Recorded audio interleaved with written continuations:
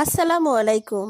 চলেন আজকে আপনাদেরকে গোবিন্দগঞ্জের বিখ্যাত একটা হোটেল অ্যান্ড রেস্তোরাঁর সঙ্গে পরিচয় করাবো। এটা হচ্ছে এনাদের নতুন একটা ব্রাঞ্চ। আমার কাছে তো বেশ ভালো লেগেছে, তাই ভাবলাম আপনাদের সাথে শেয়ার করি।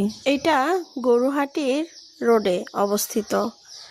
যদিও এখানে ওনাদের আগে একটা মিষ্টির দোকান ছিল, তবে সেটাই নতুন করে গড়া হয়েছে।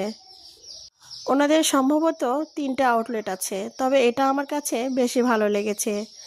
এর আগে আমার হাজব্যান্ড গিয়েছিল, ওনার ভিডিও দেখেছিলাম আমি, তারপরে ইচ্ছা ছিল আমারও যাওয়ার। গতকাল গিয়েছিলাম কেনাকাটা করতে শহরে, তাই ভাবলাম ওনাদের এই হোটেলটা ভিজিট করি। আর ছেলেও বায়না ধরছিল কিছু খাবে, সেই ভেবে আসলে আরও বেশি করে যাওয়া। এখানে মিষ্টি থেকে শুরু করে ঝাল সব ধরনের খাবার আছে। তো আমরা প্রথমে আগে সেখানে গিয়ে ফ্রেশ হলাম, এরপর ছেলে পিৎজা খাবে, তো সেটাই অর্ডার করলাম। এদিকে ভাইয়ের সঙ্গে একটু গল্প করলাম, উনি আমাদের পরিচিত।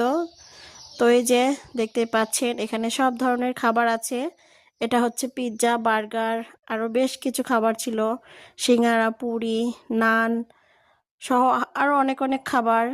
হালিমও পাওয়া যায় এখানে। আর সন্ধ্যার পর মনে হয় ওনাদের আরও অনেক আইটেম বাড়ে। এখানে আছে আমাদের গাইবান্ধার বিখ্যাত খাবার, সেটা রসমঞ্জরি। আরও ছিল রসে ডোবানো রসগোল্লা। তো আমি আশপাশটা খুব সুন্দর করে ভিডিও করে নিলাম। এবার এদিকে আমি বসে বসে খাবারের জন্য ওয়েট করছি। এর মধ্যে আমার ছেলের খাবার কিন্তু এসে গেছে এবং সে খাওয়া শুরু করে দিয়েছে। ও তো এই ধরনের খাবারগুলো খেতে খুবই পছন্দ করে, যদিও আমার খুব একটা ভালো লাগে না। তবে এখানকার হালিমটা বেশ মজার, তাই আমরা হালিম অর্ডার করেছিলাম। এবার হালিমের সাথে আমরা খাবো নান, কিন্তু তখন নান রেডি হয়নি, তাই আমরা বাধ্য হয়ে পুরি নিয়েছিলাম। এদিকে বাবুর বাবা বাবুকে সামলাচ্ছিল।